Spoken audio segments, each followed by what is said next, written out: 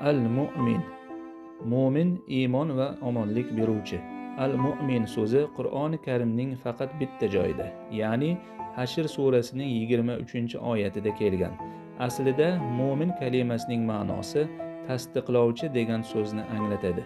Bunga Yusuf surasining quyidagi 17-oyati dalildir. Endi rost gapirsak ham sen bizlarga aslo ishonmaysan. Demak, mo'min tasdiqlovchi degan ma'nodadir. Alloh taoloning Al-Mu'min degan ismini qanday tushunamiz? Al-Mu'min ismi Allohga nisbatan ishlatilganida u zot odamlarni omonlikda qilib, xalqidan biror kishiga zulm qilmaydi degan ma'noni ifoda qiladi. Inson faqat Allohni yakkayu yagona deb bilganida hamda butun ish yakka Allohning qo'lida ekanini bilganida xotirjam yashaydi. Ishning barchasi unga qaytarilur.